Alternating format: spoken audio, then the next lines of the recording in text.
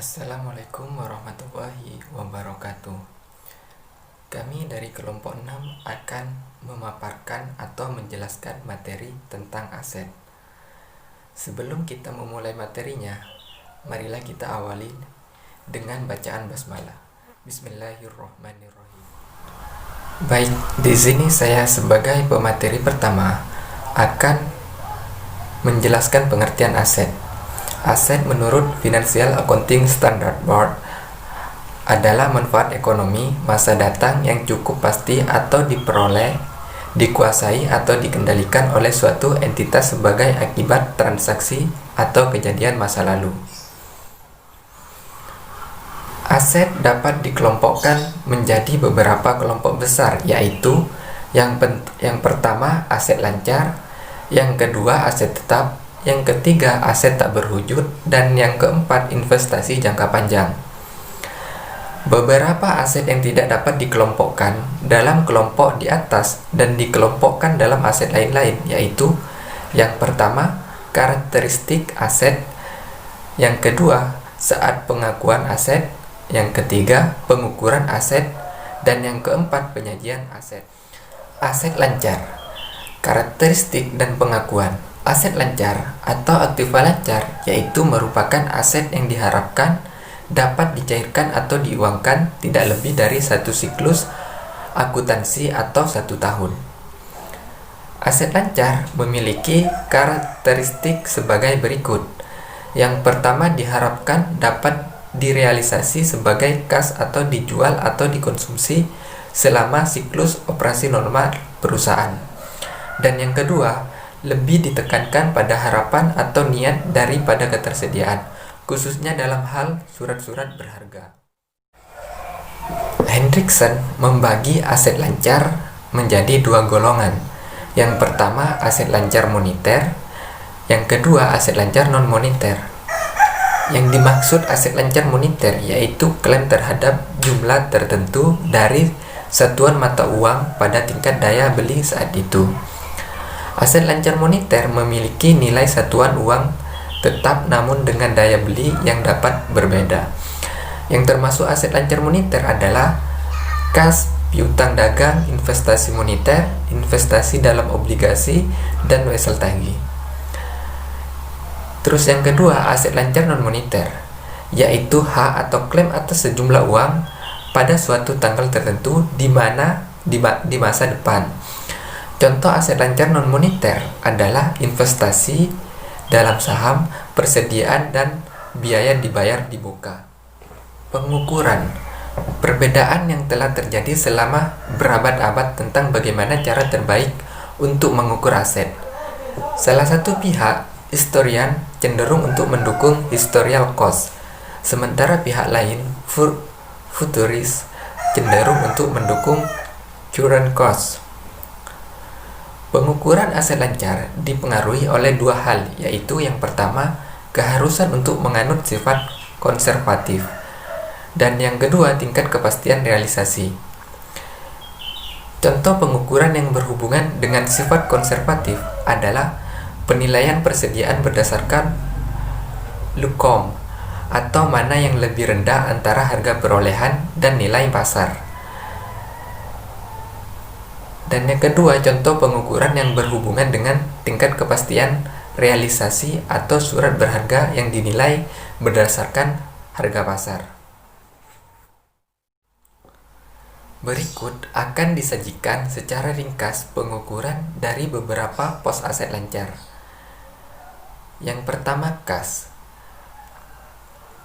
Kas disajikan sesuai nilai sekarang yang sudah pasti, yaitu sebesar nilai nominal mata uang tersebut. Dan yang kedua, piutang. Piutang disajikan berdasarkan nilai realisasi bersih.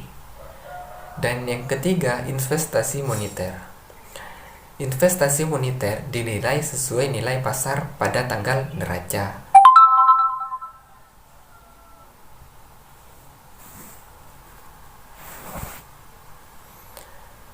Dan yang keempat, persediaan. Persediaan dinilai berdasarkan nilai yang terendah antara harga pasar dan harga perolehan.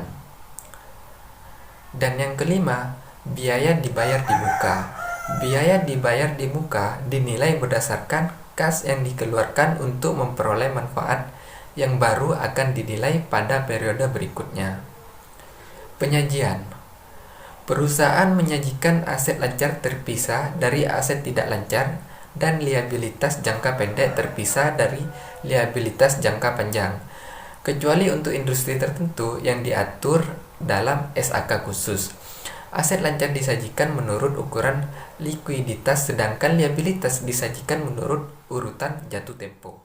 Aset tetap, karakteristik dan pengakuan. Menurut PSAK, aset tetap atau aset berwujud yang diperoleh dalam bentuk siap pakai atau dengan dibangun terlebih dahulu, yang digunakan dalam operasi perusahaan, tidak dimasukkan untuk dijual dalam rangka kegiatan normal perusahaan dan mempunyai masa manfaat lebih dari 1 tahun. Hendriksen mengatakan bahwa aset tetap dalam hal ini disebut plant dan equipment memiliki beberapa karakteristik tambahan, yaitu yang pertama berupa barang fisik yang digunakan untuk memproduksi barang lain atau jasa. Yang kedua memiliki masa manfaat yang terbatas. Yang ketiga dinilai berdasarkan hak untuk menggunakan aset tersebut. Yang keempat sifatnya non-moneter.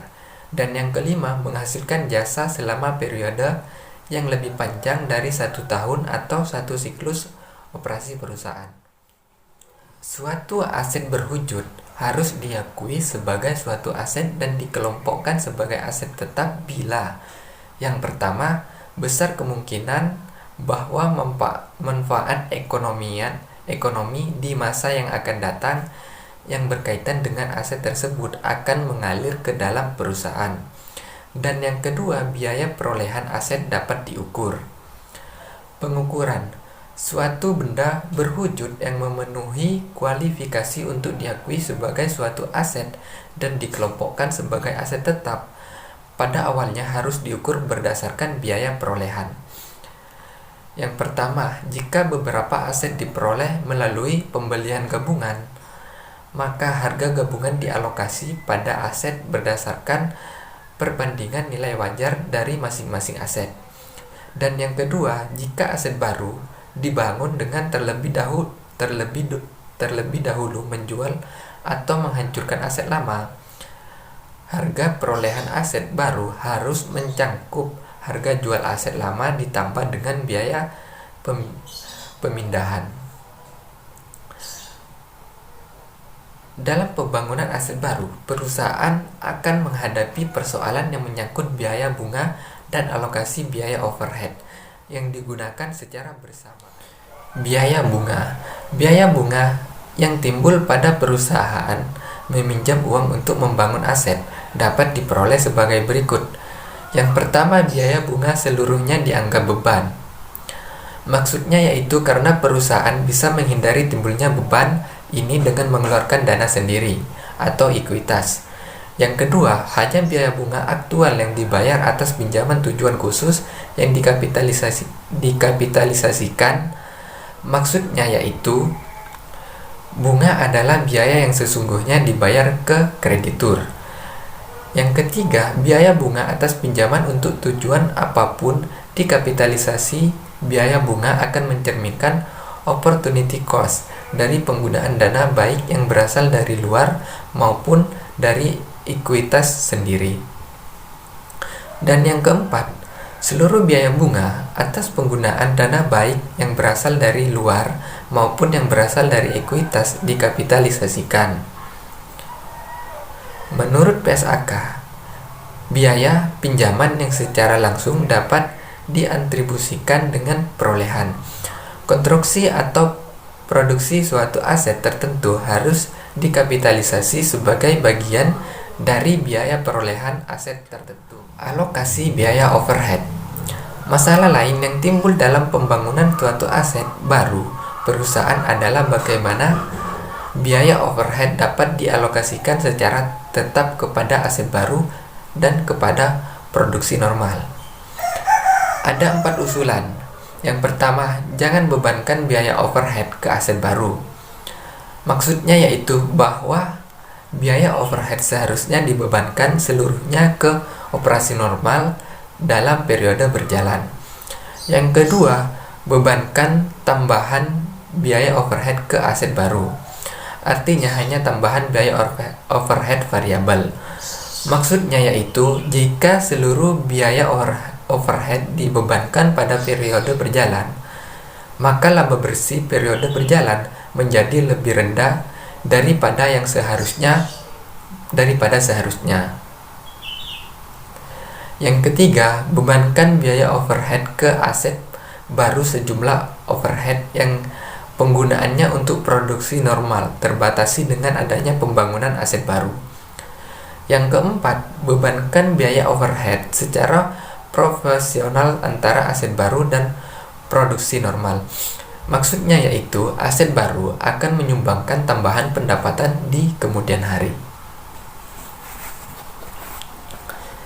Baik, berikutnya akan dijelaskan oleh rekan saya atau akan melanjutkan dari pemateri yang pertama, yaitu penyusutan. Menurut PSAK, penyusutan adalah alokasi suatu aset yang dapat disusutkan sepanjang masa manfaat yang diestimasi. Menurut Hendrisken, ada dua konsep penyusutan, yaitu satu, suatu pengukuran atas penurunan nilai aset setelah dinyatakan kembali untuk perubahan harga umum atau spesifik. Dua, alokasi harga perolehan atau dasar yang lain berdasarkan manfaat yang akan diperoleh pada aset tak berwujud. Karakteristik dan pengakuan. Aset tak berwujud adalah aset tak lancar dan tak berwujud yang memberikan hak ekonomian dan hukum kepada pemiliknya, dan dalam laporan keuangan tidak dicakup secara terpisah dalam klasifikasi aset yang lain. Karakteristik aset tak berwujud yang membedakannya dengan aset tetap yaitu: 1. Tidak tersedianya penggunaan alternatif, contohnya adalah hak proteksi pangsa pasar, pemilikan, proses atau produksi eksklusif dan lainnya. Yang kedua, tidak dapat dipisahkan, maksudnya aset tak berwujud tidak dapat dipisahkan dengan perusahaan. Yang ketiga, tingginya ketidakpastian atas manfaat masa depan yang mungkin diterima. Pengukuran dan amortisasi. Aset tak berwujud bisa sangat sulit diukur. Solusi yang diambil adalah dengan memperlakukan aset tak berwujud sebagai nilai residu. Goodwill merupakan salah satu aset tak berwujud yang paling penting, karena bahasan mengenai pengukuran aset tak berwujud akan difokuskan kepada pengukuran goodwill. Ada 3 pendekatan dalam pengukuran goodwill, yaitu yang pertama, 1. Goodwill seringkali dianggap timbul dari hubungan bisnis yang menguntungkan. Sebenarnya goodwill hanya mewakili manfaat residu yang tidak dapat diasosiasikan dengan suatu aset tertentu. Yang kedua, nilai sekarang present value dari pendapatan yang melebihi normal.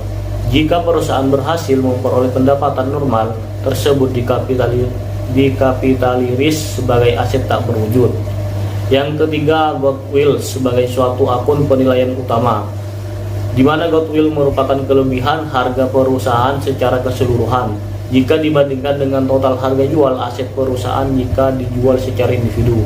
Jadi, goodwill hanyalah nilai perusahaan yang tidak dapat dihubungkan dengan suatu aset tertentu. Amortisasi. Aset tak berwujud tidak tetap yang dibuat secara bertahap oleh perusahaan melalui pengeluaran tahunan akan dibebankan langsung sebagai beban operasi. Namun, aset tak berwujud yang dibeli secara gabungan atau yang dikembangkan melalui pengeluaran yang luar biasa dan teridentifikasi seringkali dikapitalisasi dan diamortisasi. APB menganjurkan agar aset tak berwujud diamortisasi dengan metode garis lurus, kecuali jika metode sistematis lainnya dianggap lebih layak. Di sini saya akan membacakan pertanyaan buat audiens semua. Yang pertama, mengapa laba dalam pertukaran aset non-moneter sejenis tidak dapat diakui sebagai laba dan masuk dalam statement laba rugi? Dan yang kedua, sebutkan dan jelaskan atribut penilaian aset menurut VISB, dan pos-pos apa saja yang dapat diterapkan dengan tiap atribut penilaian tersebut. Baik, demikian presentasi dari kelompok kami. Mohon maaf jika ada kata-kata yang kurang baik di hati para audien. Saya mohon maaf sebesar-besarnya. Wabillahi taufiq wal hidayah. Wassalamualaikum warahmatullahi wabarakatuh.